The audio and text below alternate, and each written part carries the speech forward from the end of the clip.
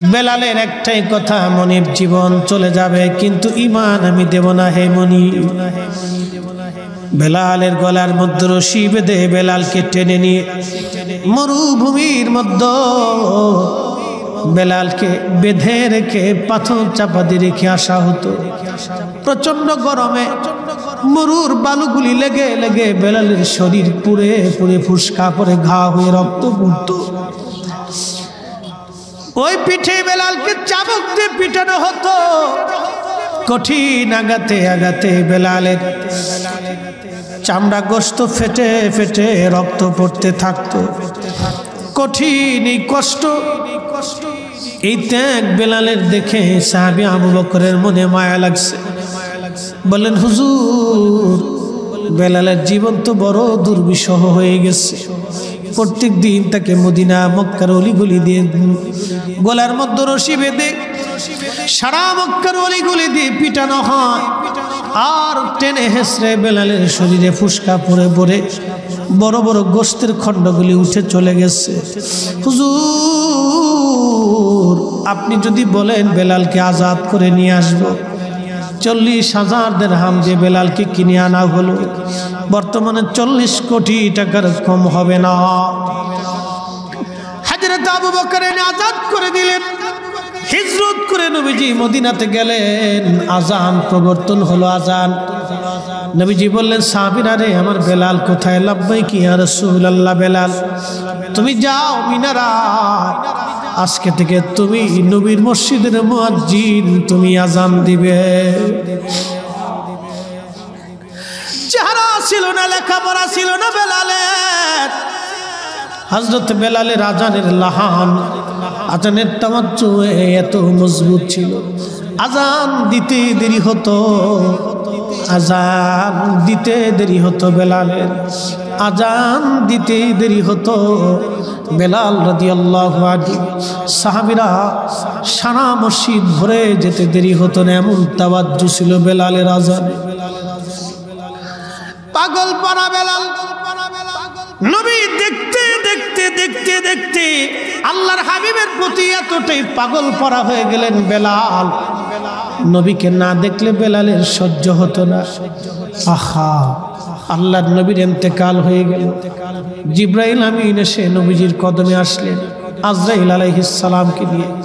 বাবে জিবরাইল দিয়ে দরজা দিয়ে সালাম দিলেন। নবীজি সালামের জবাব দিলেন। জিবরাইল, কি জন্য আসছেন?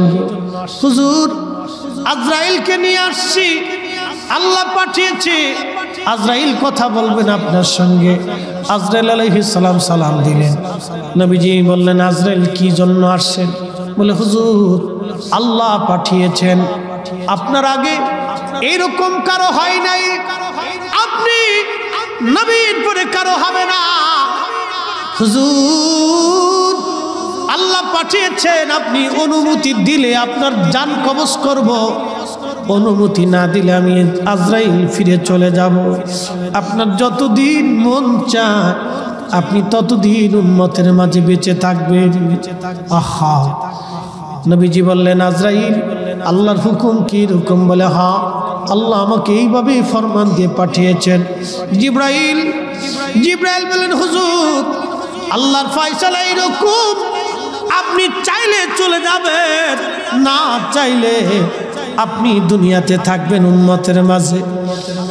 তবে হ্যাঁ, মাশুক আল্লাহ আপনার দিদারে আগ্রহী হয়ে আসে গো নবীজি। নবীজি কেঁদে ফেলে দিয়ে বলেন, আজরাইল, দেরি করো না, আমাকে নিয়ে চলো, আমি আর দুনিয়ার মধ্যে থাকতে চাই না। আবার মাশুকের দিদারে আমি নবী চলে যেতে চাই। আল্লাহর নবীর ইন্তেকাল মুবারক হয়ে গেল। সাহাবীরা পাগলের মতো হয়ে গেলেন, নবী নাই, নবী নাই, নবী নাই। সারা মদিনায় কান্নার রোল পড়ে গেল, নবী নাই।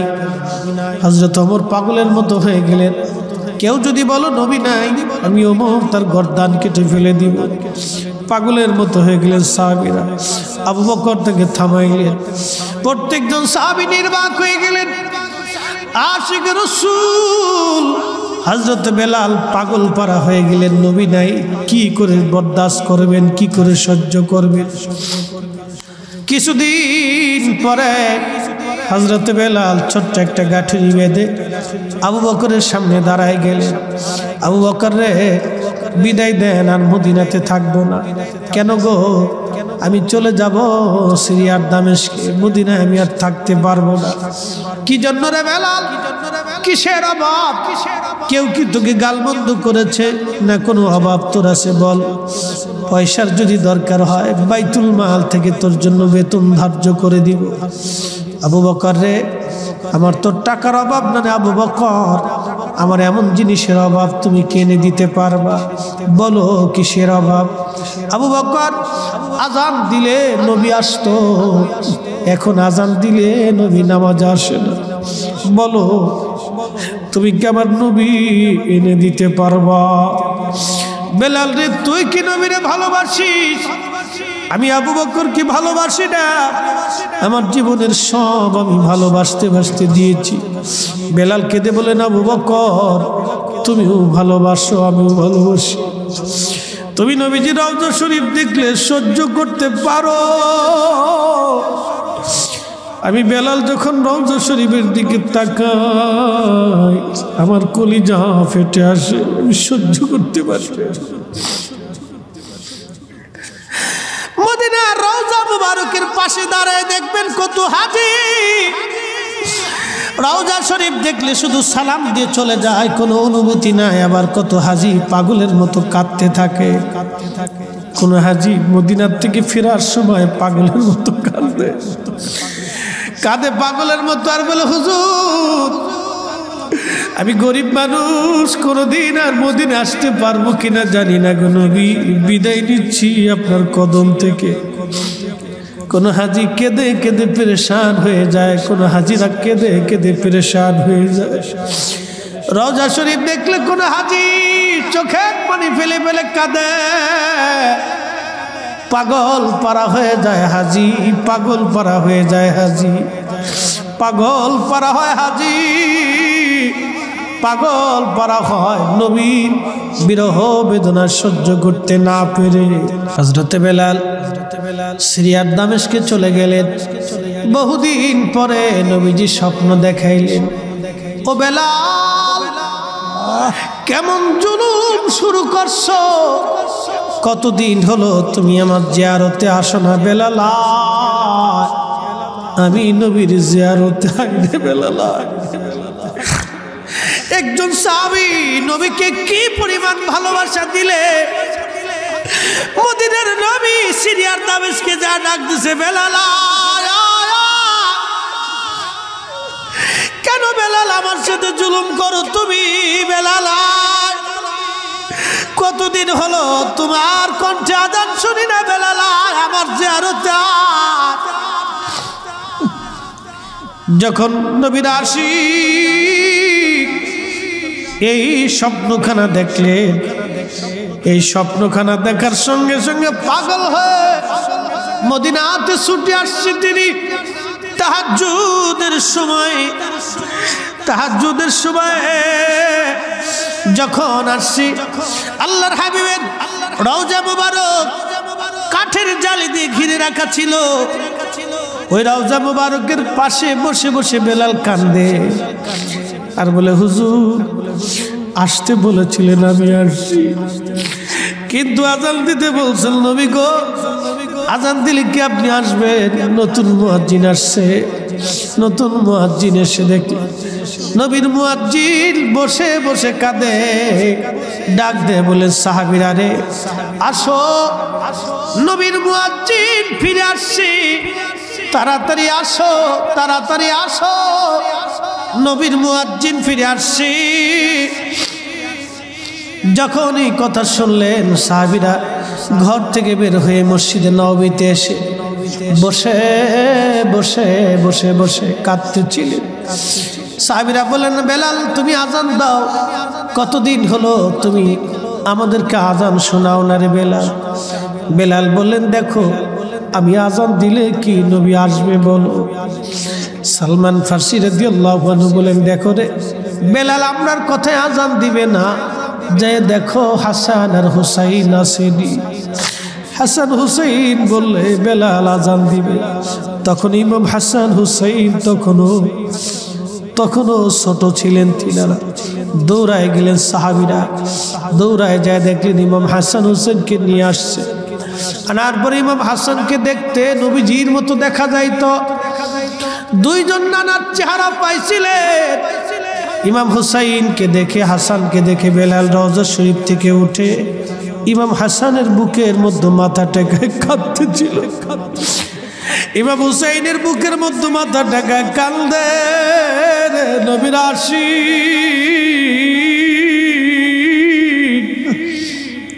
হযরত ইমাম হুসাইন হাসান ডাক দে বলেন, নানার মুয়াজ্জিন, কতদিন হলো আমাদেরকে আজান শোনাও না। যেই লাহান দিয়ে নবীরে আজান শোনাইতা, নানারে আজান শোনাইতা, সেই লাহান দিয়ে আমরাও আজান শোনাই যাও। নবীর মুয়াজ্জিন চলে গেলেন মিনারায়। যেই ছাদের উপরে দাঁড়ায় বেলাল আজান দিতে, বনু নাজ্জার গোত্রের এক মহিলার ছাদ ছিল মসজিদ নবীর পাশে। ওই ছাদের উপরে দাঁড়ায় বেলাল আজান দিতে, ওই ছাদের উপরে দাঁড়ায় বেলাল আজান দিছে। আল্লাহু আকবার, আল্লাহু আকবার। সারা মদিনায় আজানের আওয়াজ পৌঁছে গেল। মদিনার ঘর থেকে সাহাবীরা বের হয়ে দৌড় মারছে রে। আল্লাহু আকবার, আল্লাহু আকবার বলে যখন আবার আজান দিছে, সারা মদিনার ঘর থেকে বৃদ্ধ সাহাবীরাও পর্যন্ত বের হয়ে দৌড় মারছে।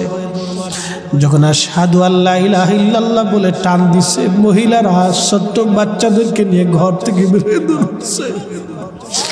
যখন বেলাল আশহাদু আল্লা ইলাহা ইল্লাল্লাহ বলছে, সারা মদিনার মানুষ কাঁদতেছে। কেঁদে কেঁদে মদিনার মানুষ হয়রান হয়ে যাচ্ছে। যখন বেলাল আবার আজান দিলেন, আশহাদু আন্না মুহাম্মাদুর রাসূলুল্লাহ,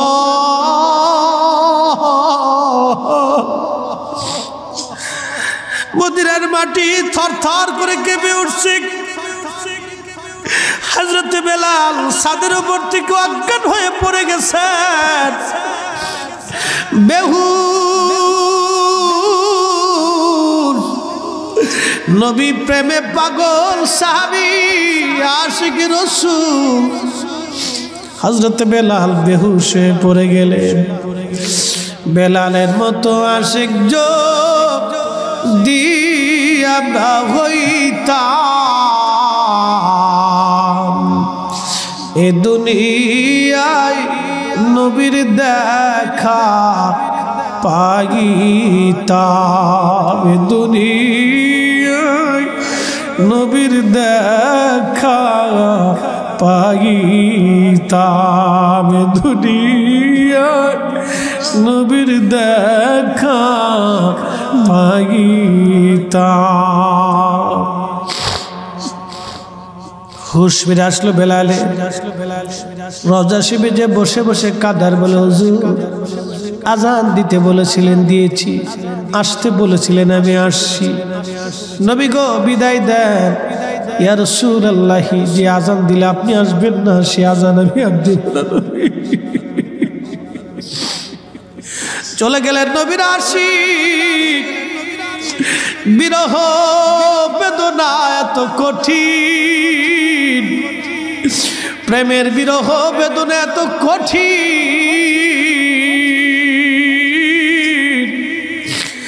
নবী প্রেমের বিরহ বেদনা এত কঠিন। বেলাল সহ্য করতে না পেরে কলিজা ফেটে মারা গেলেন। বিরহ বেদনা এত কঠিন, সহ্য করতে না পেরে বেলাল, সহ্য করতে না পেরে বেলাল দুনিয়ার থেকে বিদায় নিয়েছিলেন। বিরহ বেদনা এত কঠিন।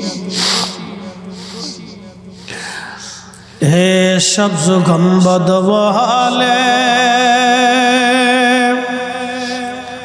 मंजूर दुआ करूँ जब वो वक्त न जाए आका दीदार आता करना दीदार आता करना मैं कब्र अंधेरी में घबराऊंगा जब तन्हा इमदाद मेरी करने आजाना रसूल अल्लाह इमदाद मेरी करने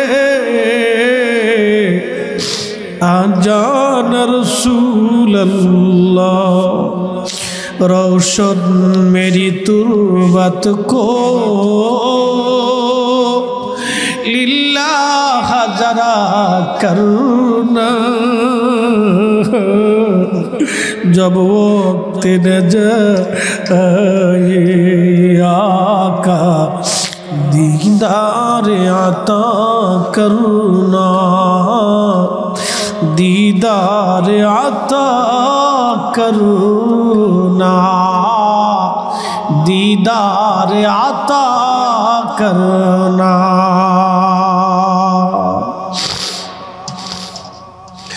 এসেছেন যত নবী সকলের ইমাম সালাম নবী তোমায় হাজারো সালাম যখন তোমার ডাক পড়িবে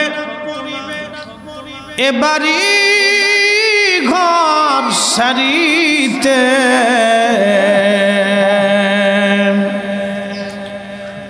আপন পোশাক খুলে খুলে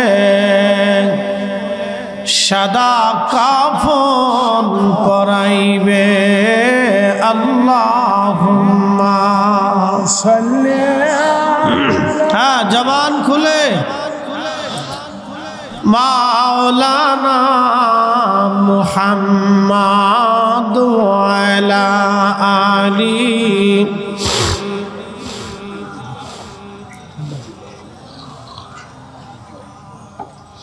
বলেন তো জবানের মালিক কে এমন একটা দিন আসবে জবান থাকবে কিন্তু কথা থাকবে না এমন একটা সময় আসবে চক্ষু থাকবে রে কিন্তু আলো থাকবে না এমন একটা সময় আসবে দেহ থাকবে কিন্তু ক্ষমতা থাকবে না এমন একটা সময় আসবে কান থাকবে কিন্তু শ্রবণের শক্তি থাকবে না সময় আসবে রে হাত ও পা পরে থাকবে চলা ধরার ক্ষমতা সেই দিন থাকবে না ওই দিন আসার আগে জবান খুলে খুলে প্রিয় নবীজির শানে দুরূদ শরীফ পড়ব কারণ একবার দুরূদ শরীফ পড়লে আমার মালিক আমার রব আমার আল্লাহ 10টা নেকি বান্দার আমলনামায় লিখে দেন 10টা গুনাহ আল্লাহ আমলনামা থেকে কেটে দেন আমার মালিক আমার রব আমার আল্লাহ ওই বান্দার দিকে 10টি বার রহমতের নজরে তাকায়া বান্দার প্রয়োজনগুলি পুরা করে দেয় দুরূদ শরীফ পড়লে উম্মতের সাথে প্রিয় নবীজির রওজা মোবারকের কানেকশন লেগে যায় বর্তমানে একটা দল ফুটবল খেলায় ভালো করলো মুসলিম দল নাম মরক্কো এই মরক্কো দেশে একজন আল্লাহর ওলির জন্ম আশিক রাসূল মুহাম্মদ ইবনে সুলাইমান জাসুরি রাহমাতুল্লাহি আলাইহি ইন্তেকাল হয়ে গেল পৃথিবী বিখ্যাত নবীর দুরূদের কিতাব লিখেছিলেন দালাইলুল খায়রাতের মুকদ্দমার মধ্যে এসেছে ওনার ইন্তেকালের পরে 70 বছর পরে কবর থেকে ওনাকে ওঠানো হলো 70 বছর পর্যন্ত কবরের ভিতরে ওনার একটা পশম খসে পড়ে যায় নাই দেহ মাটির সাথে পচে নাই, কাফনের কাপড় পর্যন্ত মাটিতে খায় নাই। আওয়াজ তুলে জোরে বলে যাবে কি আল্লাহু আকবার। সুবহানাল্লাহ। মালিককে মালিককে মালিককে যেই মাটির উপরে বসে আছেন আপনি, এই মাটির নিচে একদিন আমাদের ঘর হবে। যে মাটির উপরে আপনি বিচরণ করেন, এই মাটির নিচে একদিন ঘর হবে।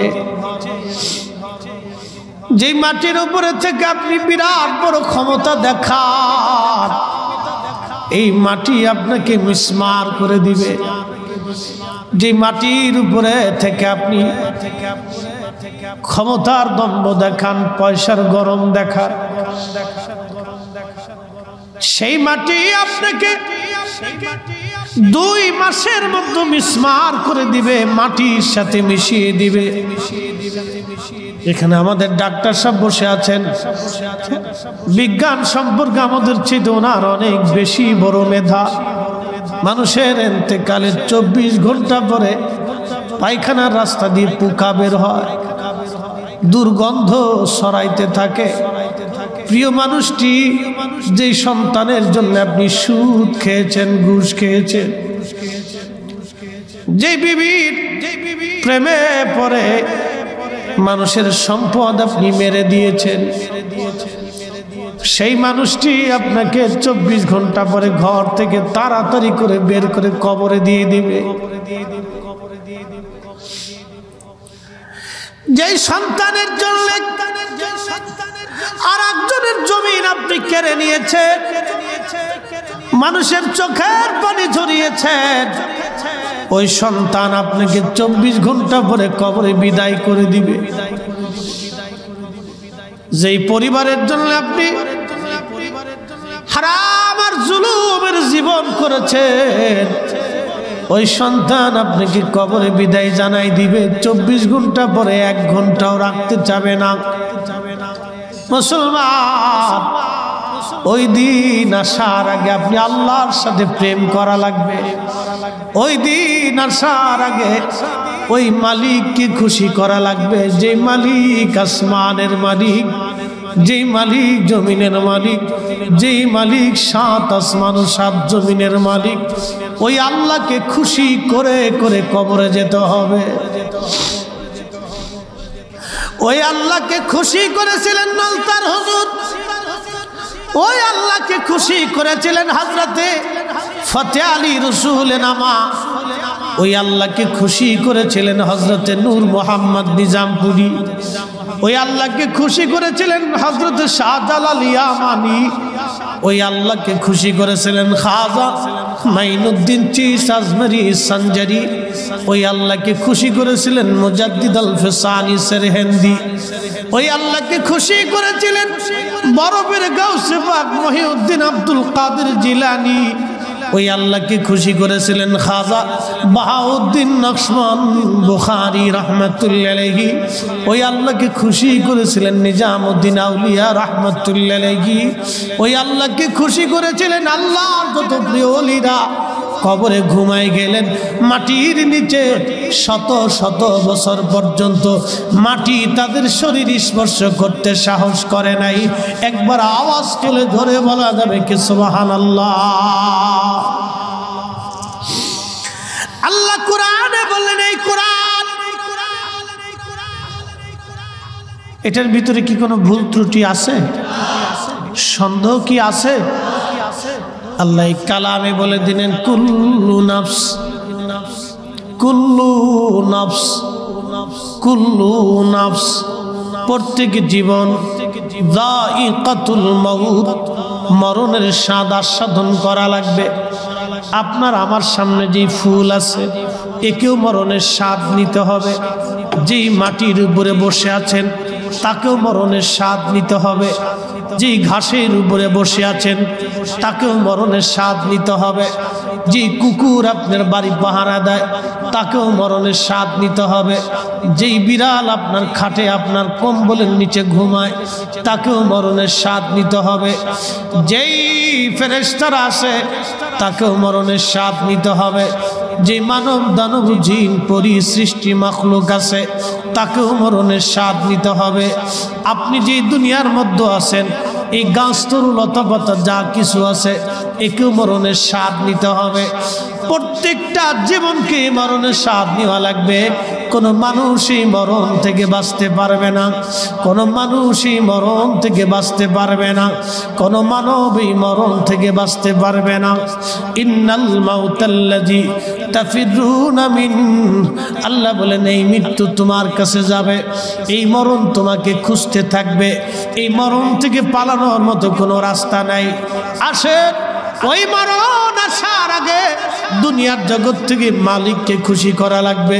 যেই মালিক এই কোরআন নাজিল করেছেন সেই মালিকই কোরআনের মধ্যে বলেন, হে আমার বান্দা শোনো শোনো, ইন্নাল্লাযীনা আমানু ওয়া আমিলুস সলিহাতি উলাইকা হুম খায়রুল বারিয়া। ইমানে আমলে যদি কবরে যাও, ইমানে আমলে যদি কবরে যাও, ইমানে আমলে যদি কবরে যাও, উলাইকা হুম খায়রুল বারিয়া, তুমি হবে সৃষ্টির মধ্যে সেরা। এই মালিকই কোরআনে বললেন, ওয়াল্লাযীনা আমানু ওয়া আমিলুস সলিহাতি ফি রাউজাতিল জান্নাহ। ইমানে আমলে যদি কবরে আসো তাহলে তুমি তোমার কবরটাকে আমি আল্লাহ রওজা বানায় দিব, রওজা বানায় দিব, রওজা বানায় দিব, জান্নাতের বাগান বানায় দিব। একবার জোরে বলা যাবে কি আল্লাহু আকবার।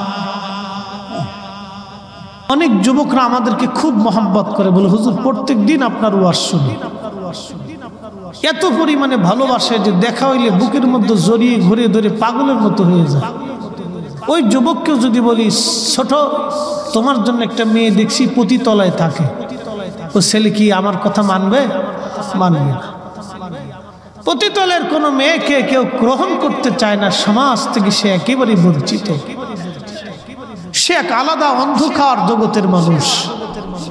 কত পুরুষের শয্যাশায়ী সে হয়েছে টাকার বিনিময়ে, তার মাথার থেকে পা পর্যন্ত পুরোটাই ভ্যানিশ হয়ে গেছে, ভিতরেও না পাক বাহিরেও না পাক। এ মুসলমান, সৃষ্টির নিকৃষ্ট নারী সে নারী যে টাকার বিনিময়ে দেহ ব্যবসা করে। সৃষ্টির নিকৃষ্ট পুরুষ সেই পুরুষ যে টাকা দিয়ে অন্য নারীর দেহ কিনে ভোগ করে। মোহতারাম উপস্থিতি, প্রতিটা নারী কাস্টমারের জন্য রাস্তার পাশে দাঁড়িয়ে আছে। এমন সময় কুকুর হাঁপাইতে হাঁপাইতে জিহ্বা বের করে ফেলছে। হ্যাঁ মুসলমান, ওই প্রতিটা নারী টাকার জন্যে, কাস্টমারের জন্যে দরজার সামনে দাঁড়ানো। ঠিক এমন সময় একটা কুকুর হাঁপায়া হাঁপায়া রাস্তা দিয়ে যাচ্ছে। প্রতিটা নারীর মনে বড় মায়া লাগছে। আহারে আমার মালিকের একটা সৃষ্টি কুকুর, পানির অভাবে জিহ্বা বের হয়েছে না। এই কুকুর পানিবিহীন মরতে পারে না। পায়ের মোজা খুলে কুয়ার ভিতর থেকে পানি উঠাইয়া ওই প্রতিদানেরই কুকুরকে পানি পান করানোর কারণে আমার রাসূল সহিহ বুখারীর মধ্যে বলেন, উম্মত আমার মালিক আমার আল্লাহর রহমতের দরিয়ার মধ্যে ঢেউ লেগে গেল। আমার আল্লাহর সাথে সাথে ওই প্রতিটা নারীর সারা জীবনের অপকর্মের গুনাহগুলি মিটাইয়া মাফ করে দিয়ে আমার আল্লাহ তাকে জান্নাতি বানায় দিছে। না হয়েছে না? সুবহানাল্লাহ, মনে বুড়ো হয়ে গেছে। একসাথে জোরে বলে, একসাথে জোরে বলে। এ পাশ থেকে আওয়াজ আসে না, জোরে বলেন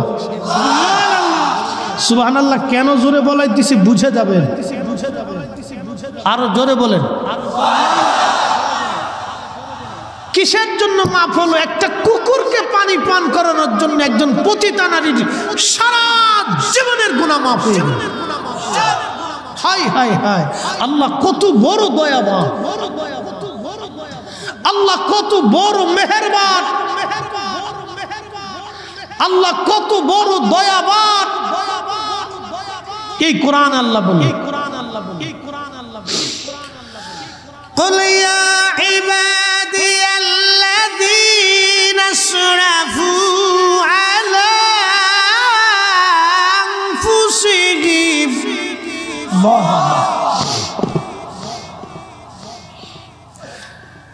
على أنفسهم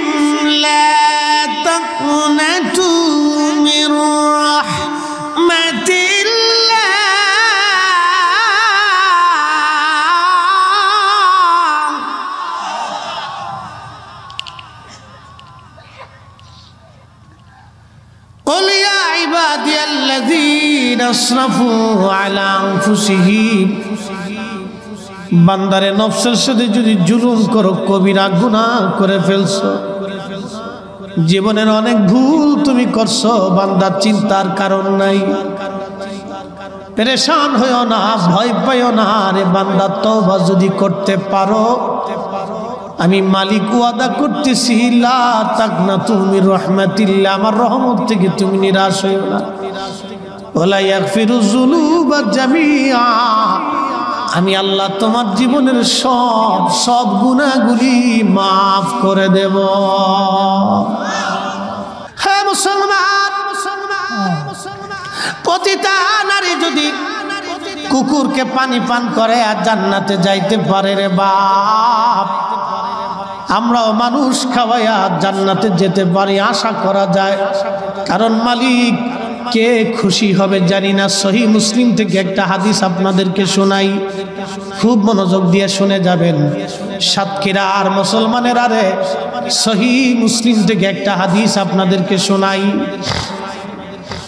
মাহশরের মাঠে আমার আল্লাহ ডাক দিবে, বান্দারে আমি ক্ষুধার্ত ছিলাম, তুমি আমারে খাবার দাও নাই। আল্লাহর বান্দা বলবে, আল্লাহ বলো কি? তুমি তো রব্বুল আলামিন, কি করে তুমি ক্ষুধার্ত থাকো?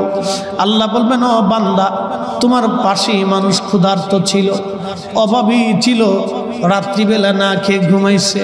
তুমি যদি সেই দিন আমার ক্ষুধার্ত বান্দার কাছে খাবার পৌঁছাইতা, সেই দিন আমি মালিকের খাবার খাওয়া হয়ে যাইতো। একবার জোরে বলা যাবে কি সুবহানাল্লাহ? বাজার, আমার দেশে বহু ধনী আছে, বহু ধনী, প্রত্যেক বছরে 2-3 বার করে মক্কা মদিনায় যায়। যদি জিজ্ঞেস করেন, বাপ কি জন্য মক্কায় যান? বলে, বাবা উমরা করার জন্য যাইতেছি। মক্কায় নামাজ পড়লে বিরাট বড় সওয়াব। ওই যে মাঝে মধ্যে দেখবেন ঢাকাতে, আমরা তো থাকি, আমরা জানি কোটি কোটি টাকার মালিক, ওই যে তারা মাহে রমজান আসার পরে মদিনায় মক্কায় যায়। কি আজিজি ভাই বন্ধু, মক্কায় যা কি জন্য জানেননি? আমি একজনকে জিজ্ঞেস করলাম, বাপ মক্কায় প্রত্যেক মাহে রমজানে কি জন্য যান? বলে, হুজুর আপনি কি জানেন না, মক্কায় 1 রাকাত নামাজ পড়লে 1 লক্ষ রাকাতের সওয়াব, মাহে রমজানে পড়লে তো কোনো হিসাব নাই। আমি বললাম, হ বাবা আমি তো ভালোই জানি। আচ্ছা মদিনাতে কি জন্য যান? বলল, বাজান 1 রাকাত নামাজ পড়লে 50,000 রাকাতের সওয়াব হয়। আমি বললাম, হ্যাঁ বাবা কত তো সত্য, মাহে রমজানে বিগয়রি হিসাব, এটার কোনো হিসাব নাই। আমি ডাক দিয়ে বললাম, বাজার কথা তো সঠিক, এই মক্কাতে নামাজ পড়লে 1 লক্ষ রাকাতের সওয়াব হয়, মদিনাতে 1 রাকাত পড়লে 50,000 রাকাতের সওয়াব হয়।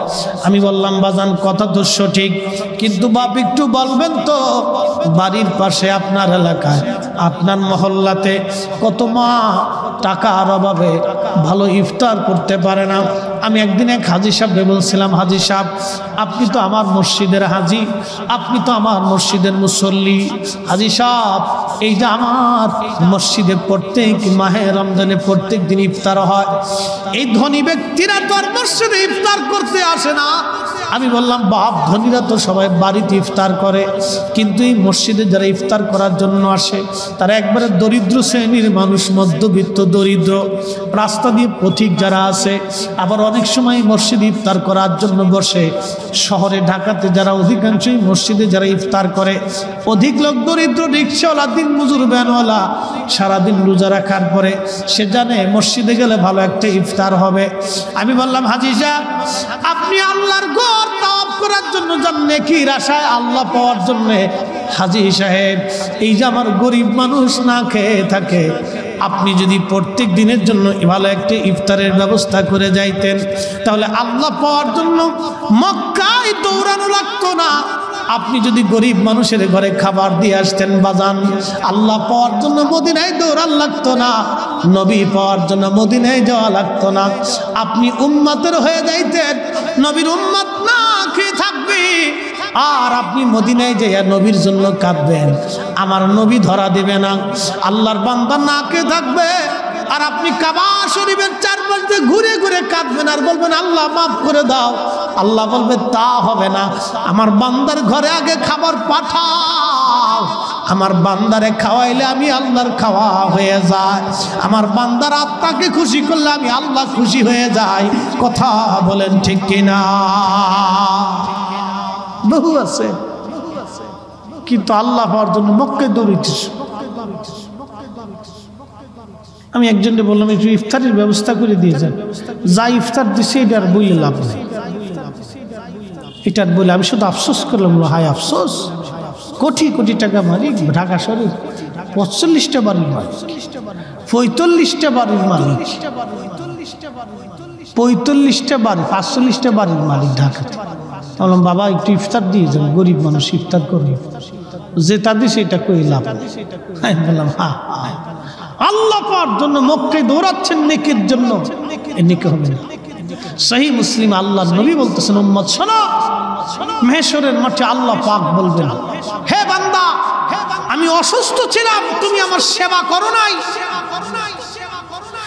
আল্লাহর বান্দা বলবে রব বলেন কি, আল্লাহ বলেন কি আপনি তো রব্বুল আলামিন, আপনি কি করে অসুস্থ হন?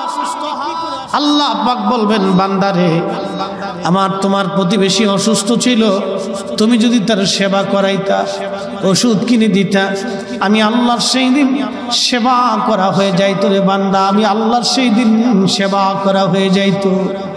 আহা, আমরা বুঝি কয়জন এই হাদিস, মানি কয়জন এই হাদিস? আল্লাহর নবী বলতেন উম্মত প্রত্যেক দিন তুমি খাবারে ঝোল বাড়িয়ে দিবে, এজন্যই তুমি ঝোল বাড়াইবা, কারণ ঝোল বাড়ানোর কারণে তোমার তরকারি থেকে তোমার প্রতিবেশীকে তরকারি তুমি দেবা, তরকারি যদি দাও তোমার খাবারের সাথে সে অন্তর্ভুক্ত হবে, তোমার খাবার থেকে সে অন্তর্ভুক্ত হওয়ার কারণে আল্লাহ পাকের নবীর একটা সুন্নত আদায় হয়ে যাবে। আল্লাহ নবীর দরবারে একজন সাহাবী এক পেয়ালা দুধ নিয়ে আসছে, দুধ সারাদিন পরে এক পেয়ালা দুধ আনছে, দুধ এনে বললেন হুজুর আপনি দুধখানা কবুল করে নেন। আল্লাহ নবী দুধখানা হাতে নিয়ে, দুধের পেয়ালা হাতে নিয়ে বললেন, আবু হুরায়রা লাব্বাইক ইয়া রাসূলুল্লাহ, আমি মিশকাতের কিতাবুল আদাবের মধ্যে হাদিসখানা পড়েছিলাম, ইয়া রাসূলুল্লাহ আবু হুরায়রা এই এক পেয়ালা দুধ তুমি সাহাবীদের মধ্যে বন্টন করে দাও। আল্লাহ নবী সাহাবী ছিলেন তখন আহলে সাফফার সাহাবী, 80 জন সাহাবী। আমার দোস্ত জানে ওই আহলে সুফফার সাহাবীরা মসজিদে নববীর পূর্ব পাশে, আল্লাহর হাবিবের রওজা মুবারকের পূর্ব পাশে, বাবে জিব্রাইলের ডান পাশে আহলে সুফফার সাহাবীরা ঘুমাইতেন, ওইখানে সাহাবীরা থাকতেন। ওইখানে একটা গাছ ছিল, এখন আর সেই গাছ নাই, ওই গাছের নিচে সাহাবীরা ঘুমাইতেন। আহা, সাহাবীদের কি কষ্ট ছিল, কোনোদিন খাবার আসলে খাইতেন না, আসলে না খেয়ে থাকতেন। সাহাবী আবু হুরায়রা বলেন আমি মনে মনে চিন্তা করি 3 দিন ধরে আমি না খাওয়া, কি খাবো? এই এক পেয়ালা দুধ 80 জন সাহাবীকে কি করে বন্টন করব?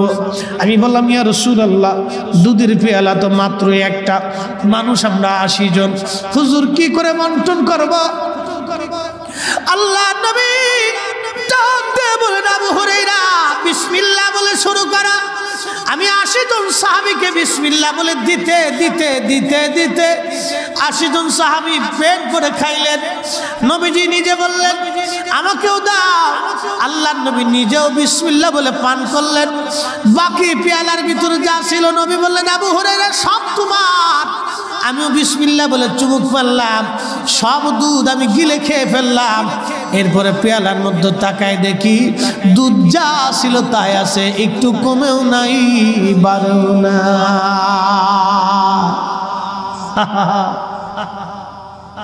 এক পেয়ালা দুধ, কয়শো মন দুধ, হাফ গ্রাম, দুঃখিত হাফ কেজি হবে, 1 কেজি ধরলাম। তখনকার দিনের পেয়ালাটা তো বড় পেয়ালা ধরে 1 কেজি ধরলাম, তো 1 সের দুধ 80 জন মানুষকে কি করে খাওয়ানো যায়? আল্লাহু আকবার বলা যাবে না? বরকত আছে, বিসমিল্লাহ বরকত আছে, জোরে বলেন আছে। একটু জিকির করে লা ইলাহা, জোরে লা, জোরে লা ইলাহা, হাসবি রব্বি জাল্লাল্লাহ মা ফি কলবি গায়রুল্লাহ নূর মুহাম্মদ সাল্লাল্লাহ লা ইলাহা ইল্লাল্লাহ লা ইলাহা লা ইলাহা ইল্লাল্লাহু মুহাম্মাদুর রাসূলুল্লাহ সাল্লাল্লাহু আলাইহি ওয়াসাল্লাম। হে প্রিয় মুসলমান, কেন আপনাদের কাছে আমি অনুনয় বিনয় করি? কি লাভ আছে আমার? কি এমন প্রয়োজন আমার আছে? এই একটা প্রয়োজনের জন্য অনুনয় বিনয় আপনাকে করি। আল্লাহ কোরআনে বললেন, খায়রা উম্মাতিন উখরিজাত লিন-নাসি তা'মুরুনা বিল মা'রুফি ওয়া তানহাউনা আনিল মুনকার। সর্বশ্রেষ্ঠ জাতি তোমাকে বানিয়েছি, দুনিয়ার মধ্যে তোমাকে পাঠাইছি। দুইটা কাজ তুমি দুনিয়ার মধ্যে করবে। একটা কাজ মানুষকে ভালো কাজের দিকে দাওয়াত দিবে, 2 নম্বর কাজ মানুষকে খারাপ কাজ থেকে ফিরাইয়ে রাখবে। এই দুইটা কাজের জন্য তোমাকে দুনিয়ার মধ্যে আমি পাঠিয়েছি। ও মুসলমান, এখানে এই ডাক্তার সাহেব থেকে শুরু করে ওনারা ভাইরা মিলেমিশে এই সুন্দর মাহফিলের ইন্তজাম করলেন। এই যে আয়োজনে মরহুম আলহাজ কেরামতুল বিশ্বাস, ওনার পরিবারবর্গ, হাজী সাহেবের পরিবারের মানুষ, সন্তানাদিরা মিলেই বাগান সাজিয়েছেন। উদ্দেশ্য কি? চেয়ারম্যানি মেম্বারের জন্য না, দুনিয়ার নাম কামানোর জন্য না। একটাই উদ্দেশ্য, যদি মাহফিল থেকে একজন মানুষও বুঝে বাড়ি যায়, একজন মানুষও যদি বুঝে বাড়ি যায়, মরহুম কেরামত আলী সাহেব না, ওনার পরিবার বর্গে বংশের মানুষ যারা কবরে চলে গেছে, শুধু কেরামত আলী সাহেব না, এই মাহফিলের জন্য যে ছেলেরা ভলেন্টিয়ার হয়ে কাজ করতেছে ওদের পূর্বপুরুষ, শুধু তাই নয়, আপনারা যারা এসে বাগান সাজাইলেন, আপনারা যারা এই মাহফিলের চারপাশ দিয়ে এসে রণবৃদ্ধি করলেন, একটা খুঁটি গাড়ার সাজে সাহায্য করেছেন, ডাক্তার সাহেব এবং তার ভাইদেরকে বুদ্ধি দিয়ে পরামর্শ যারা দিয়েছেন, আমার আল্লাহ এই ব্যক্তিটাকেও মাহরুম করে দিবে না। তাদের পূর্বপুরুষ সহ কবরে যারা চলে গেল, এই কবর থেকে তারা নেকি পাইতেই থাকবে, পাইতেই থাকবে, নেকির কমতি হবে না। একবার জোরে বলা যাবে কি সুবহানাল্লাহ? এবার যান আমার দিকে তাকান। আজকের মাহফিলে যারা বসে আছেন, ওই যে বলছিলাম দোয়া কেন করে যাবেন আপনি, একটা ঘটনা আপনাকে শোনাই। হযরত হাসান বসরি রহমাতুল্লাহ আলাইহি পূর্ব জমানার একজন বড় ওলি। বলবেন হুজুর হাসান বসরি কে? উনি কত বড় ওলি ছিলেন একটু বুঝাই। হাসান বসরি ছিলেন হযরত ইমাম হুসাইন রাদিয়াল্লাহু আনহুর জমানায়। হযরত ইমাম হুসাইন যেদিন কারবালায় শহীদ হন, সেই দিন হাসান বসরি ইরাকের বসরাতে ছিলেন। একাধারে 3 দিন পর্যন্ত উনি খাবার খান নাই। 3 দিন পর্যন্ত অঝর দ্বারায় কাঁদছিলেন, কেঁদেছিলেন আর বলেছিলেন, হায় উম্মত, হায় আফসোস এই উম্মতের জন্য। এই উম্মত জমানার শ্রেষ্ঠ ব্যক্তিকে কারবালায় হত্যা করে ফেললো। হায় হায়, যাদের রক্তে রাসূল কারীমের রক্ত মিশে আছে, তাদেরকে এই উম্মত কারবালায় শহীদ করে দিল। এইভাবে তিনি একাধারে 3 দিন পর্যন্ত বসরাতে বসে বসে কেঁদেছিলেন। তিনার নাম হযরত হাসান বসরি রহমাতুল্লাহ আলাইহি। অনেক বড় ওলি ছিলেন এই জমানাতে। হাদিসের ফিকহের কিতাবে এমন কোন কিতাব নাই যে কিতাবে হাসান বসরি রহমাতুল্লাহ আলাইহির নাম না আছে। খুব মনোযোগ দিয়েন। হযরত হাসান বসরি রহমাতুল্লাহ আলাইহি উনি ওনার জমানাতে একজন মহিলা আসছে। মহিলা এসে হুজুরের দরবারে এসে বললেন, হুজুর আমার মেয়েটা আজকে সকালবেলা মারা গেছে, জোহরের নামাজের সময় তাকে দাফন করছি, বিকেলবেলা আমি আপনার কাছে আসছি। হুজুর আমার মেয়েটা বড় আদরের মেয়ে ছিল, বলেন তো আমার মেয়েটা জান্নাতি না জাহান্নামী? একটু দয়া করে আপনি বলে দেন। হাসান বসরি বললেন, মা আমি বলতে যাব না, আপনাকে একটা আমল শিখাই দেই। ওই আমল করে রাত্রিবেলা যখন ঘুমাবেন আমার আল্লাহ আপনাকে স্বপ্ন দেখাই দিবে আপনার মেয়েটা জান্নাতি না জাহান্নামী। একবার জোরে বলেন সুবহানাল্লাহ। ও বাজান খুব মনোযোগ দিয়েন। কবরে যাওয়া লাগবে না ভাই? যাওয়া লাগবে নি? দুনিয়াতে সারা জীবন থাকবেন কেটা? হাত উঁচা করেন। আল্লাহু আকবার। এই এলাকার ভিতরে, এই আপনাদের এলাকার নাম কি? সাতক্ষীরা সদর মাধবকাঠির মাটির নিচে কত মানুষ গেছে, আর কি কোনোদিন ফিরে আসছে? আমরাও কবরে চলে যাব, কি কোনোদিন ফিরে আসব? জিন্দেগি তোর যায় রে ফাঁকি দিয়া,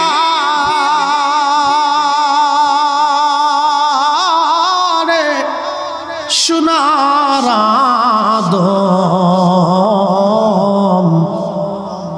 জিন্দেগি তোর যায় ফাঁকি দিয়া।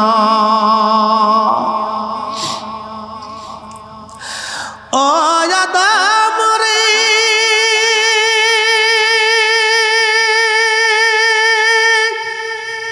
পাক ধরিয়া গেছে দাড়ি, দন্ত বাসে গোটা চারি, সমন জারি গিয়াছে করিয়ার সোনার আদম, জিন্দেগি তো যায় ফাঁকি দিয়া। ওই মা কবর থেকে দোয়ার আশায় বসে আছে, আমার খুকা করিম মাহফিলে গেছে, বুঝি কিছু দোয়া আমার জন্য পাঠাই দিবে। ওই আব্বা জান কবরে বসে আছে। হাদিসের মধ্যে আসছে মানুষের ইন্তেকালের পরে রুহটা কবরের উপরে বসে বসে প্রতীক্ষা করতে থাকে, আমার ছেলে বুঝি আমার জিয়ারতে আসবে, আমার মেয়েটা বুঝি আমার জন্য কোরআন তেলাওয়াত পাঠাবে, আমার মেয়েটা বুঝি আমার জন্য কিছু জিকির পাঠাবে। কিন্তু ছেলে মাহফিলের চারপাশ দিয়ে ঘুরে ঘুরে চলে গেল, ছেলেটা বাবার জন্য দোয়া করলো না। চারপাশ দিয়ে ঘুরে ঘুরে চলে গেল, কিন্তু মেয়েটা বাবার জন্য দোয়া করলো না, মায়ের জন্য দোয়া করলো না। ওই মহিলাটা কেঁদে কেঁদে হয়রান, হুজুর আমার মেয়েটা বড় আদরের ছিল, কবরে চলে গেছে, আমি মার কলিজায় মানে না, বলেন আমার মেয়েটা জান্নাতি না জাহান্নামী? হাসান বসরি রাহমাতুল্লাহ আলাইহি বললেন, মা বাড়ি চলে যান, একটা আমল দিলাম, এশার নামাজ আপনি পড়বেন, 4 রাকাত আপনি নফল নামাজ পড়বেন। প্রথম রাকাতে সূরা ফাতিহা, তারপরে সূরা তাকাসুর, দ্বিতীয় রাকাতেও তাই, তৃতীয় রাকাতেও তাই, চতুর্থ রাকাতেও তাই। এইভাবে আপনি 2 রাকাত করে 4 রাকাত আপনি নফল পড়বেন। সূরা ফাতিহার সঙ্গে সূরা তাকাসুর পড়বেন। সূরা তাকাসুর পরে ও মা আপনি তাসবিহ হাতে নিয়ে দুরূদ শরীফ পড়তে পড়তে পড়তে পড়তে পড়তে পড়তে পড়তে পড়তে আপনি ঘুমিয়ে পড়বেন। আপনি ঘুমানোর পরে আমার মালিক আমার আল্লাহ আপনাকে স্বপ্ন দেখাই দিবে আপনার মেয়েটা জান্নাতি না জাহান্নামী। একবার আওয়াজ তুলে জোরে বলা যাবে কি আল্লাহু আকবার। হে নারী মা বোনেরা, নারীদের জন্য 3টা নসিহত নবীর। 1 নম্বরে নামাজ, 2 নম্বরে পর্দা, 3 নম্বরে স্বামীর খেদমত। 1 নম্বরে নামাজ, 2 নম্বর পর্দা, 3 নম্বর স্বামীর খেদমত যদি কোনো নারী করে, আমার আল্লাহ বলতেছেন আমি আল্লাহ ওই নারীকে জান্নাতি জান্নাতি জান্নাতি জান্নাতি বানাই দিব। সুবহানাল্লাহ কি বলা যাবে? কোন জান্নাত? আচ্ছা আপনি বলেন দুনিয়াতে কয় বছর বাঁচবেন?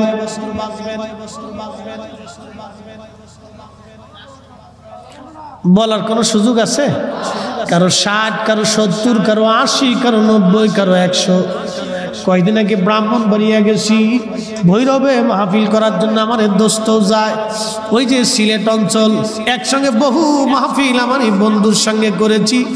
আজিজি সাহেবের নাম সিলেটের রন্ধে রন্ধে মানুষ চিনে, সাতক্ষীরাবাসী নাও চিনলে সিলেটের মানুষ চিনে। আমার বাড়ি দেশের বাড়ি ফরিদপুর, ফরিদপুরের মানুষ আমার চিনে না, কিন্তু সারা চট্টগ্রাম ডিভিশন আর সিলেট ডিভিশনে যায় বলবেন ফরিদি সাহেবকে, দেখবেন কানাও কুই দিব হুজুরের মার শুনে। খুব মনোযোগ দিয়ে এই কয়েকটা ডিভিশন আমরা বেশি দৌড়াই, যার কারণে মানুষ আমাদেরকে এই অঞ্চলে খুবই ভালো চিনে। আমার বাড়ি ফরিদপুর, ফরিদপুরের মানুষ আমাকে তেমন চিনে না, কারণ দেশে তো থাকা হয় নাই। মনোযোগ দিয়েন বাপ, 60, 70, 80 বছর আমরা পৃথিবীতে বাঁচবো। ভৈরবে যায় শুনলাম এক বুড়া আমার পাশে বসে রয়েছে, দাদা জিজ্ঞেস করলাম দাদা বয়স কত? 119 বছর। আমি বললাম এখনো মরেন নাই, কোনো এখনো তাজা রয়েছে, আপনার ফাঁসি তুই বেশি। আমি ঘুরে বুড়ার বুড়া কি বুড়ার বুড়া, তখন চা খাইতেছেন। আমি ঘুরে সব করে দোস্ত 119 বছর বয়সে বেটা বইয়ে চা খাইতেছে, তাও রাত 3টের সময়। আমি 2টের সময় যাই মাইক ধরছি, রাত 2টা থেকে 4টে পর্যন্ত বয়ান করছি, বুড়া 4টে পর্যন্ত বই দিচ্ছি। আর আমরা দেশের গোলাপান খালি ফেসবুক টিভি। হ্যাঁ মা বোনেরা, যুবক বন্ধু, 60, 70, 80 বছরের জীবন আমরা। আপনি আজকে বাড়ি যায় ক্যালকুলেটর দিবেন, আখিরাতের একটা দিন যত বড় হবে দুনিয়ার 50,000 বছর তত বড় হবে। দুনিয়ার 50,000 বছর এক জায়গা করলে যত বড় হয়, মেহেশ্বরের একটা মাঠ হবে তত বড়, একটা দিন হবে তত বড়, একটা দিন হবে তত বড়, একটা দিন হবে তত বড়।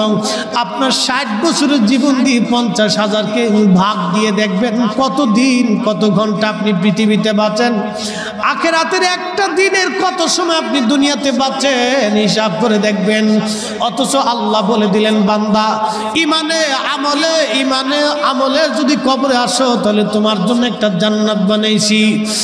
জাযাউহুম ইনদা রাব্বিহিম জান্নাতু আদনিন তাজরি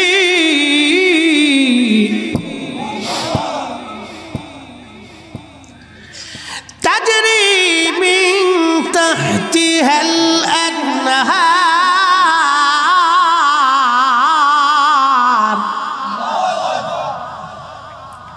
আমি আল্লাহ তোমার জন্য জান্নাত বানিয়েছি, জান্নাত। ওই জান্নাতের ভিতরে তুমি থাকবা কতদিন? আমি আল্লাহ একটা নহর বানিয়েছি, নদী। এই নদীটা জান্নাতের নিচ দিয়ে যাবে। নদীর 4টা শাখা, একটা দুধের শাখা, আর একটা মধুর শাখা, আর একটা পানির শাখা, আর একটা শরবতের শাখা। আমাদের দেশের দোস্ত আখের দুধ দিয়ে বানাবে নাকি? না না, হ্যাঁ খেজুরের গুড় দিয়ে বানাবে এই শরবত, লেবু একটু চাপ দিয়ে দিবে। এই শরবত সেই শরবত, যেই শরবত খাইলে কোনোদিন যৌবন নষ্ট হবে না। সুবহানাল্লাহ, কি বাড়ি রে।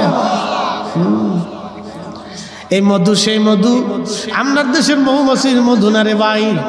এ মধু সে মধু, যে মধু খাইলে চির যৌবন থাকবে, চিরজীবন চিরজীবন। এই দুধ আমাদের দেশের দুধের মতো দুধ হবে না, এত দামি। হায় আল্লাহ, এত মজার, এত মজার। এর উৎপত্তি কোথায় জানেননি? আল্লাহ নবী বলেন সাহাবীরা, আল্লাহ আমাকে নিতে নিতে, জিবরাইল আমিন আমাকে নিতে নিতে নিতে নিতে একটা গম্বুজের কাছে নিলেন।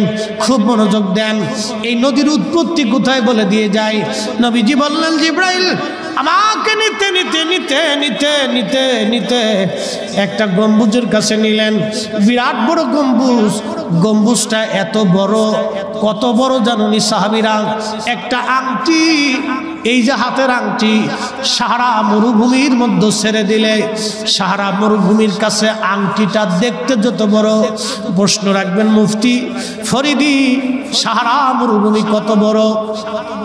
আফ্রিকার 4টা বড় বড় দেশের সমন্বয়ে একটা মরুভূমির নাম সাহারা মরুভূমি। বাংলাদেশের অন্তত 20টা দেশের সমান হবে একটা মরুভূমি। সুবহানাল্লাহ বলা যাবে না? বাংলাদেশের প্রায় 20টা দেশের সমান হবে একটা মরুভূমি। এই মরুভূমির মধ্যে যদি আমার আংটিখানা ছেড়ে দেওয়া হয়, দেখতে যত বড় দেখা যাবে। নবীজি বললেন, উম্মত রে, সারা পৃথিবীটাকে যদি ওই গম্বুজের উপরে ছেড়ে দেওয়া হয়, সাহারা মরুভূমিতে একটা আংটি দেখতে যত বড় দেখা যায়, ওই গম্বুজটার উপরে পৃথিবীটা তত বড় দেখা যাবে। একবার আওয়াজ তুলে জোরে বলা যাবে আল্লাহু আকবার। তাহলে গম্বুজ যদি এত বড় হয়, আল্লাহ কত বড়?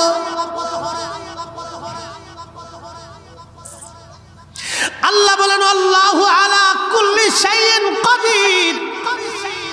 আমি আল্লাহ এত বড় সর্বময় ক্ষমতার মালিক।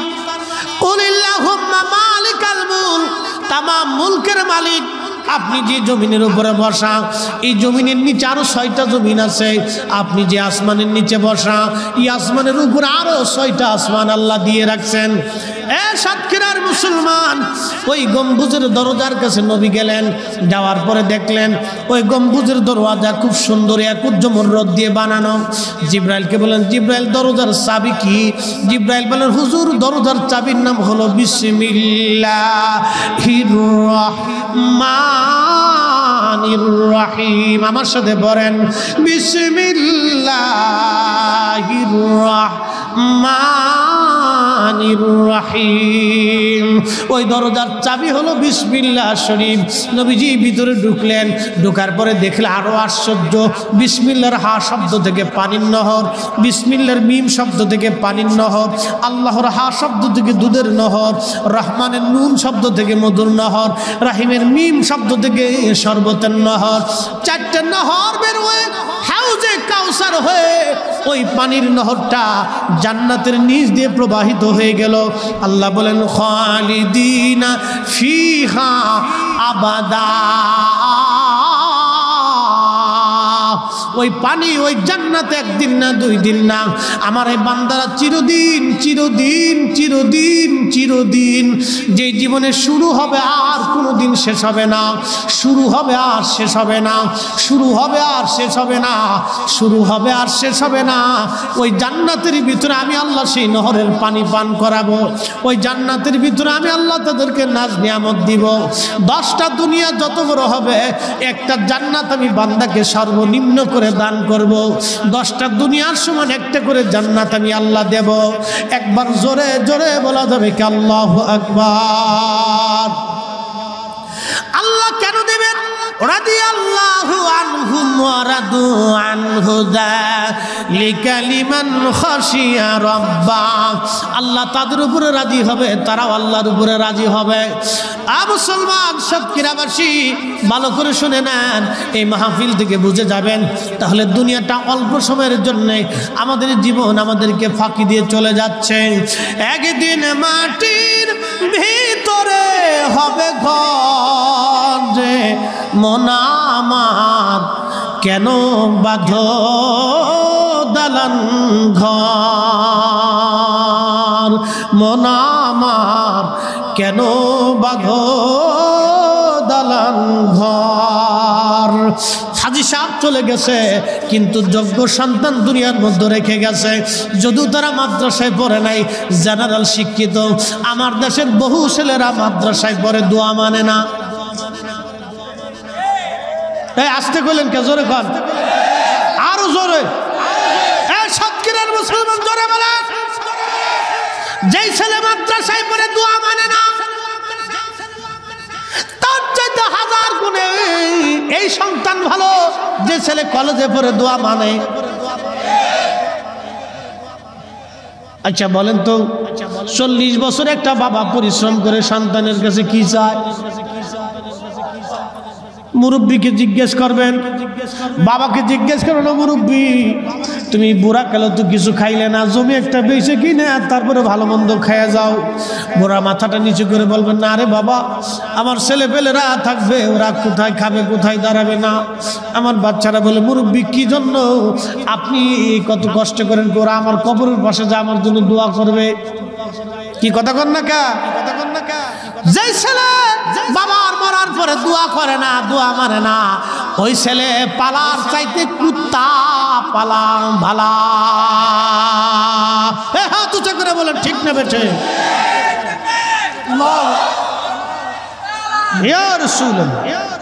হ্যাঁ, বন্ধু খালি বলতেছে জিন্দিগি, জিন্দিগির কথা। জিন্দেগি তোর যাইরে ফাঁকি দিয়া সোনার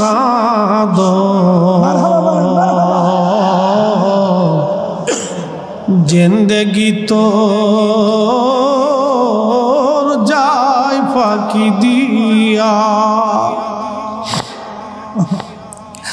ও আদম রে, কামিনের ওই কোলেতে কাল ঘুমেতে রইলি তুই। কামিনী মানে রাত্র, সারা নিশি কাটাইলি তুই ঘুমাইয়া ঘুমাইয়া রে সোনার আদম। জিন্দেগি তোর যায় ফাঁকি দিয়া।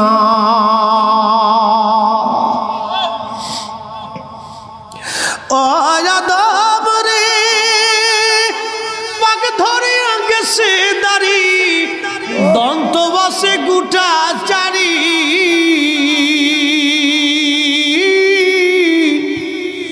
সমন জারি গিয়াছে করিয়ারে সোনার আদম। জিন্দেগি তো যায় ফাঁকি দিয়া। আরে যুবতী মেয়ে জাহান্নামে মা পেরেশান হয়ে গেছে। সকালবেলা ফজরের নামাজ পড়ে আবার দৌড়ে আসছে, হুজুর আপনার দেওয়া আমল অনুযায়ী করার পরে দেখেছি আমার আল্লাহর স্বপ্ন দেখাইছে আমার মেয়েটা জাহান্নামের লেলিহান শিখার ভিতরে দাও দাও করে জ্বলতেছে। মা মা বলে চিৎকার করেছে, আমি মার কলিজায় মানে নাই। হুজুর কি করতে পারি বলুন? হাসান বসরি কেঁদে দিয়ে বললেন, মা রে, আপনি আপনার মেয়ের জন্য বেশি পরিমাণে সদকা দিতে থাকেন, সদকা। মহিলা চলে গেলেন। হাসান বসরি রহমাতুল্লাহি আলাইহি পরের দিন রাত্রিবেলা ঘুমিয়েছেন, স্বপ্নের ঘরে দেখেন একজন যুবতী সুন্দরী মেয়ে জান্নাতের রন্ধে রন্ধে পাহাড়ে পাহাড়ে উপত্যকায় উপত্যকায় জান্নাতের ভিতরে ঘোরাফেরা করতেছে, বাগানে বাগানে। ডেকে বলেন, এ যুবতী, কে গো তুমি জান্নাতের বাগানে ঘুরো? বলে, হুজুর আপনি কি আমাকে চিনেন নাই? আমি সেই মেয়েটা, যেই মেয়েটার জন্য আমার মা আপনার কাছে গিয়েছিলেন আমাকে দেখার জন্যে, খোঁজ নেওয়ার জন্যে যে আমি জান্নাতি না জাহান্নামী। হাসান বসরি বললেন, মা বলো তো তুমি জান্নাতে কি কারণে আসলা? মেয়েটা বলতে যে, হুজুর আমাকে যে এই গোরস্থানের মধ্যে দাফন করা হয়েছিল, এই গোরস্থানে 70,000 মানুষ কবরস্থ করা হয়েছে। আমি একা না, আর 70,000 মানুষ ওই গোরস্থানের মধ্যে ছিল। ওই গোরস্থানের পাশ দিয়ে একজন আল্লাহর ওলি, আল্লাহর ওলি, আল্লাহর বন্ধু গোরস্থানের পাশ দিয়ে যাওয়ার সময় দুরূদ শরীফ পড়ে পড়ে আমাদের জন্য দোয়া করে গিয়েছিল। হুজুর ওই দরুদের কারণে, দোয়ার কারণে আল্লাহ খুশি হয়ে আমাদের 70,000 গোরস্থানবাসী যারা ছিল সবার জীবনের গুনাহগুলি আল্লাহ মাফ করে দিয়ে আমাদেরকে মালিক জান্নাতি জান্নাতি জান্নাতি বানাইছে। হ্যাঁ, চিৎকার করে বলেন আল্লাহু আকবার। দোয়া কি হবে? দোয়া চলবে। তাহলে যেই ছেলে মাদ্রাসায় পড়ে দোয়া মানে না, ওটা মানুষ হতে পারে না। এক কথা বলেন না কেন? ওটা কি হতে পারে নাই? ও মানুষ হতে পারে না। মানুষ হতে পারে। আমি নবী না চিনিলাম, কি যে ভুল করিলাম। কি কথা কর না কা? আমি নবী না চিনিলাম, কি যে ভুল করিলাম, ভস্মে ঢালিলাম ঘি,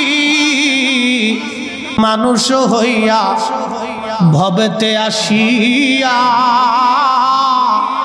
বাজান খুব মনোযোগ দিয়েন। এই কুত্তাটা বাবারে, এই কুত্তাটা আপনার কাছে সারেন্ডার করেছে, আপনার কৃতজ্ঞতা পালন করলো। আমাদের দেশে অনেক মা বোনেরা আছে স্বামীর খেদমত করে না, অনেক কষ্ট করে স্বামী এই কাজ বাজ করে আসলে, ও জরিনার মা এক গ্লাস পানি দাও, নিয়ে খাও, নিয়ে খাও। এইটাও কুত্তার চাইতে খারাপ। আচ্ছা, আবের কুকুর 7 জন আল্লাহর ওলিকে পাহারা দেওয়ার জন্য জান্নাতে চলে যাবে। সুবহানাল্লাহ কি বলা যাবে না? আল্লাহ বলেন আযাবু আসহাবাল কাহফি ওয়ার রাকিম কানু মিন আয়াতিনা আযাবা মিন আয়াতিনা। একবার জোরে বলা যাবে কি মারহাবা।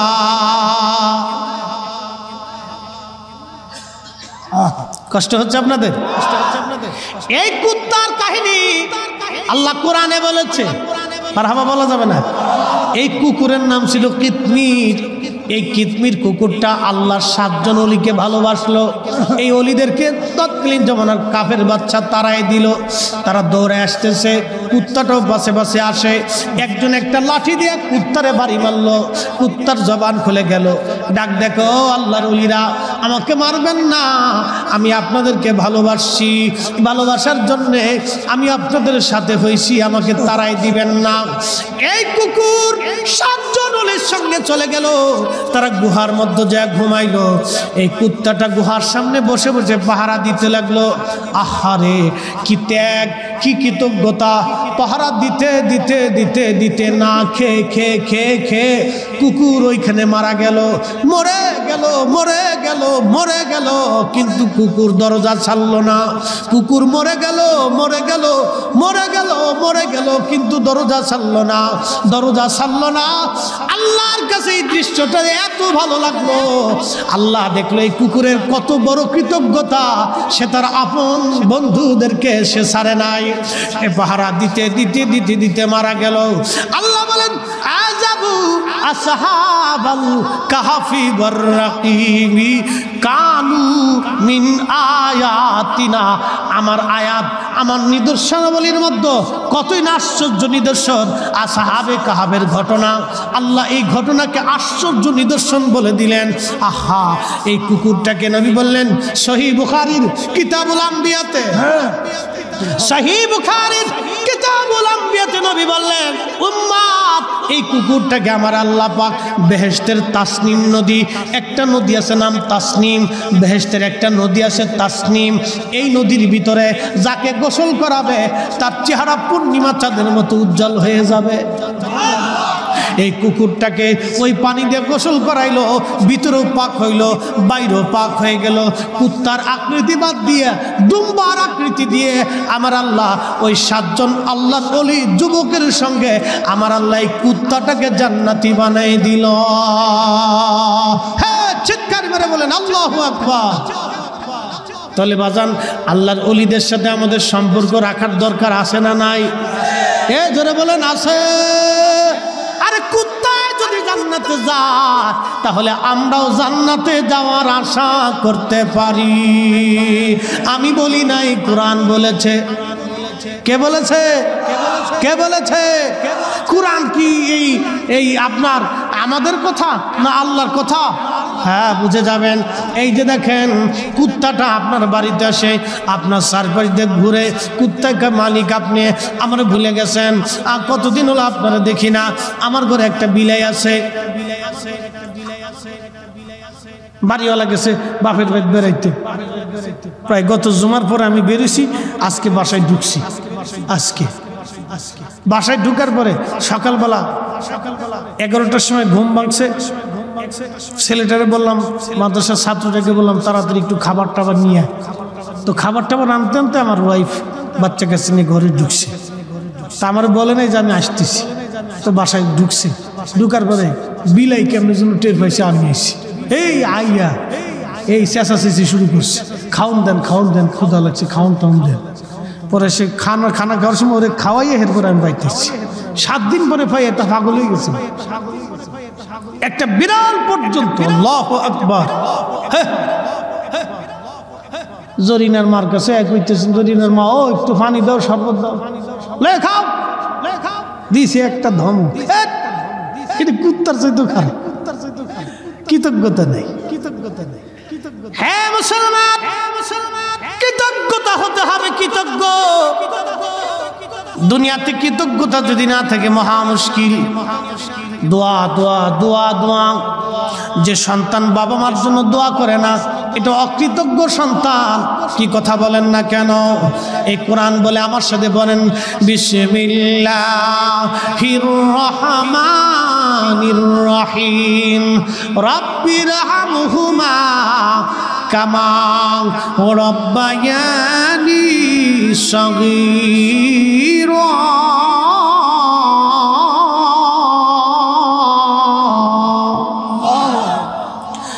ও বান্দা, তুমি সেইভাবে দোয়া করো যেইভাবে আমি বলেছি। আল্লাহ, তুমি আমার পিতামাতাকে সেইভাবে জান্নাতের ভিতরে লালন পালন করো যেইভাবে আমার পিতামাতা ছোট্টকালে আমাকে লালন পালন করেছে, ছোট্টকালে লালন পালন করেছে, আমাকে কোলে করে করে দুলিয়ে দুলিয়ে ঘুম পাড়িয়েছে, বুকের ভিতরে নিয়ে গরম করে কাপড়ের মধ্যে ঘুম পাড়িয়ে রাখছে। আল্লাহ, তুমি সেইভাবে আমার পিতামাতাকে লালন পালন করো। আমার মালিক, আমার আল্লাহ নিজে দোয়া শিখাইলেন। আর আমার দেশের ছেলেরা এখন দোয়া মানে না, কয় এটা বেদাত। কে বলছে রে? শায়েক বলছে। তোর শায়েক তোর দোয়াও খাইছে। তোর 8 টাকা তারাবির, 20 টাকা তারাবির 8 টাকা বানাইয়া 12 রাকাত চুরি করে ফেলছে। ওই আস্তে কোনকে জোরে কোন। মসজিদে জুতা চোর আছে না নাই? কি চোর? এই জোরে কোন। জুতা চোর পাইলে কি চুমা দেন? কারণ কি? এটা জুতা চোর, এটা হলো গরিব চোর। যারা মসজিদ থেকে জুতা চুরি করে নেয় হলো গরিব চোর। এর মানে কিছু কিছু নাই, পাইছে এক জোড়া জুতা নিয়ে বেঁচে খাইব, এলো গরিব চোর, ছেঁচড়া চোর। আপনার মসজিদ থেকে আজকে নামাজ চুরি হয়ে গেল 12 রাকাত। সারা জীবন সাহাবীরা নামাজ পড়লো 20 টাকাত, তাবিরা নামাজ পড়লো 20 টাকাত। শাফি, হাম্বলি, মালিকি, হানাফি, কাদেরিয়া, চিশতিয়া, নকশবন্দি, মুজাদ্দিদিয়া হাজার হাজার শত শত বছর ধরে মুসলমানরা নামাজ পড়লো তারাবির নামাজ 20 টাকাত। আজকে তারাবি চুরি হয়ে গেল 8 টাকাত, 12 রাকাতই চুরি হয়ে গেছে। তার মানে আন্তর্জাতিক খ্যাতি সম্পন্ন চোর।